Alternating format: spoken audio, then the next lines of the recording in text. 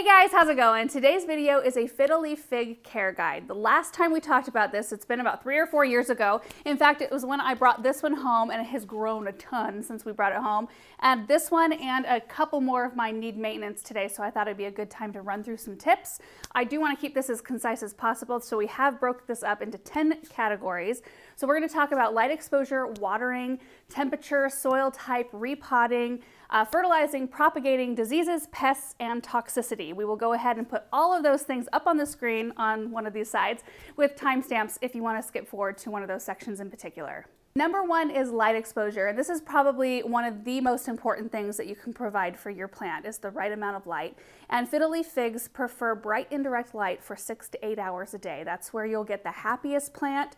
Right here is where this one has lived for the last probably 2 to 3 years. It is a east-facing window, but it's got an overhang outside, so it gets a little slice of morning sun like very early, and then it's in bright indirect light for the rest of the day. If you have it in a south-facing window that gets direct light, you might see some leaf scorch, and so you may need to move that plant away from that window. Over here, this isn't where these plants typically live, but this is a north-facing window, but you can see how bright it is right around it. So these would be perfectly happy in this position as long as I get that bright light for that 6 to 8 hours per day. Number two is watering, and this is when you want to get dialed in as quickly as possible, and your plants will give you signs whether or not you're giving them too much or too little water. But typically we don't want to wait until we see those signs because it's a little bit harder to rebound. And then there are also lots of factors, pot size, what size your plant is, what kind of window you have them in, if they're next to an air register in your house. All of those things will kind of gauge how much water you're having to give them and how often. I have found that fiddle leaves want a little bit more water than I previously thought. They want to dry out a tiny bit, like the top inch or so of soil. And then after that, I give them a nice watering until I see just a tiny bit of water coming out of the bottom of the pot. Good drainage with these plants is incredibly important, so you want to make sure your pot has a drainage hole, that your soil isn't holding on to too much water. Typically, if your plant is not getting enough water, you'll see leaf burn, like on this one right here. The tips are all scorched looking and dry. I wasn't watering this one quite enough when I first had it repotted, and I brought it into the house when we were still burning wood fires, so it was a lot drier in here and I didn't take that into consideration. So that's what you can look for. If your plant is getting too much water, oftentimes you'll see, this one was suffering from that. You'll see leaf drop starting at the bottom of the plant. It'll just drop these big gorgeous leaves and it'll start moving up the stalks of the plant, or you'll see the leaves start to yellow and then start to drop off. You might also smell, that kind of wet soil smell, in which case you may need to take your plant out, remove the soil and put fresh soil in there. This one I did not do that with because I feel like I caught it in the right amount of time. And so I just kind of stopped watering it as much, and it has put on new growth and it's starting to look healthier. But I was starting to see little mushrooms grow from the soil. That's when you know you're giving it too much water. Number three is temperature. So these plants are a zone 9 through 11, meaning they will not survive the winters here in our zone 6 high desert, not for very long anyway. So you want to make sure if you're keeping them outside for the summer, which is totally fine to do. A lot of houseplants love to go outside and summer there. I would put it in a spot that's filtered, very filtered morning light, protection from afternoon sun. You want to make sure to bring them in before it gets too cold in the fall. They like a normal household temperature. I'm guessing we normally keep our homes between 68 and 72, but anywhere between like the 55 and 80 degree temperature range, they'll be pretty happy. Number four is soil type. You can use a regular potting mix when working with these plants. When I brought this one home and repotted it out of its nursery container, I used the Espoma Organic potting mix. It's been in the same pot, the same soil ever since then, and it's clearly a very happy plant. So I would start with the regular potting mix if you notice your plant showing you signs that it's unhappy. So if you see it dropping leaves or turning yellow, pop that plant up out of its container if you can. Like this would be a little bit hard to do that with because this is so big now. But if you've got like a regular size, it's easy to pop them up and see what's going on underneath that soil surface. If it looks like your soil's holding on to too much moisture and you haven't been watering it that much, I find that different brands of soil do different things. Some are a little bit more dense than others, and you may need to adjust the type of soil you're using. So that brings me to number five, which is repotting. I actually just don't find that it's necessary to do all that often. I mean, like I said, this one has been in the same pot for a long time. For at least 3 years. I should have looked up when we actually brought this one home. It's been 3 or 4 years. I typically I check my plants once a year. So I will pop them out of their pots if I can once a year, take a look at their roots. That's just a good habit to get into. But I typically don't repot until I notice that something is going on. If the plant seems stressed, if it's put on an enormous amount of growth, then you might, think, well, it probably needs more room for root growth at this point. But I don't do it all that often for this type of plant in particular. Number 6 is fertilizing. These plants are actively growing spring through fall, which is fairly easy to remember because that's when everything outside is actively growing. So when I'm fertilizing more outside, it's just naturally easier for me to remember to fertilize things inside that are putting on growth. So I try to fertilize these every 2 weeks to at least once a month, spring through fall. I use a liquid grow fertilizer. It's just a water-soluble fertilizer. It's easy to use. It's a well-balanced fertilizer. I think it's 2-2-2.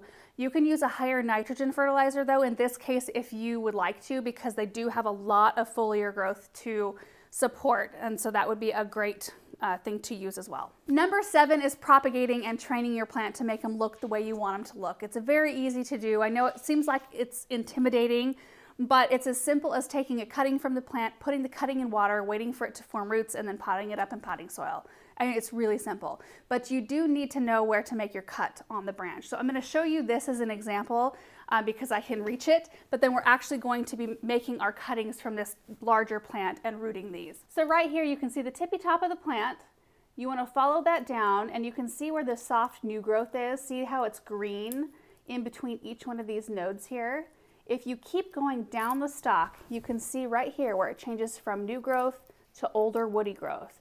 We're going to be making our cut into the woody growth rather than that soft green growth. So like on this big one, you can see the soft green growth right here, and that's how it looks all the way to the top of the plant, and then right below it, you can see the woody growth start. So I'm actually going to be making 2 cuts from this plant, one somewhere in here and another one somewhere down in here, but I need to do a little bit of training first because as this branch has put on more leaves, it's starting to weigh down a little bit, and I want this to be a little bit more compact. So I'm going to tie this branch off to that branch so that they're supporting each other. And I'm just using a little bit of tree rope. I like this stuff because it's soft. It's what we use down at the garden center to tie trees up because it doesn't hurt their bark at all. And you can't really see it because it's black. It kind of just like disappears inside the plant. So let's do that first because that will determine, based on how tall this one gets, where I make my first cut. So I think from your angle, you can see how much space there is in here, and I kind of want to correct that issue. And I think by drawing this branch up a little bit, it will help. So I'm going to run my tree rope right through, like between these 2 leaves right here, and then we will put it between a couple leaves up here and tie the string off, and I think it will look so much better.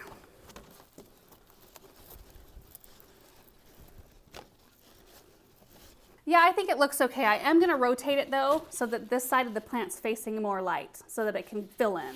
So I'm going to trim the excess rope and rotate my plant. Yeah. So I think it is important to do that training sort of step first because the height of this branch really does determine where I want to make my cut on this one because you don't want to do it too low or too high and waste any of the branch. And these branches, like this one right here, will eventually harden this way. I won't have to keep the tree rope on there forever. I would say like 1 or 2 seasons, and just make sure to check the area every once in a while, make sure it's not rubbing weird, but you know, there's no wind or anything in here to create that resistance, so everything should be fine. So I think following this branch down, I want to make my cut right about here, right above where this leaf attaches to the branch. Oh my goodness. Oh, look at this. So definitely this is a really long cutting, and I'm going to want to get 2 out of this. This looks better though, not to have such a huge long branch when the other 2 are not competing with it. So, and as you know, when you make a trim or a cut like this, it will encourage more outward growth. So we should experience more bushy growth, and the plant should correct and start looking a little bit more full. So here we are with our nice big cutting. Let me see if I can show you here. So we've got the green growth all the way to this section here. And since I want to get 2 cuttings out of this, I'm really not going to cut it very far down into that woody growth. I'm going to cut right above this leaf junction right here. these do produce a white sap that can be mildly irritating to your skin. So you want to make sure not to either wear gloves or be careful not to get it on your skin. Okay, so we've got our first cutting right here. We do need to strip the lower leaves off, the ones that would potentially touch water. We just want stem down in the container, and I've got a champagne bucket here because I do want this process to look pretty. It's going to be in my kitchen, and you know, may as well. So I'm going to go ahead and pop these leaves off. They come off very easily, and it's kind of almost sad to do this when you've got such nice big leaves. And this one as well. And then this is the part you just stick it down in water like this. The champagne bucket may not work. I may have to get a taller vase, but let's try with our second cutting here. That might help hold things up here. So this is our second piece right here. So right here where we made our cut, this is on the top part here, it'll produce more bushy growth. So while it doesn't look as pretty, like it doesn't have that upward top piece growth like this one does, it will eventually fill in and be full and beautiful. So I'm just pulling these leaves off. And we will pop this down in the water. Okay. Champagne bucket is not doing it. I need to go get something taller. Okay, I think that this vase will work a little bit better at holding these branches up. I didn't anticipate how tall they would be. Take two. There we go. Darn it. This is so much prettier. Number 8 is pests. What kind of insects normally plague this type of plant? I have thankfully, and I don't know, I feel like I need to knock on wood, have never dealt with pests on my fiddle leaf figs up to this point, but I know based on what I've dealt with down at the garden center, they can be plagued by spider mites, scale, and mealybugs, which are 3 hard things to get rid of. So you want to make it a regular habit to clean your plants. Like look at the leaves, look on the underside, the top side, dust them off. I'm going to be dusting you can use a damp cloth, a dry cloth, you can use leaf shine if you want to. But just make it a habit to clean the leaves, because then you can see if there's any kind of insect pressure happening. Because if you can head off an infestation before it occurs, you will be so thankful, because it is hard to take care of things like spider mites in particular, mealybugs as well, in which case you could use neem or Captain Jack, something like that, which we have done videos on before. But this is clearly a neglected situation right here. Look at how dusty this leaf looks.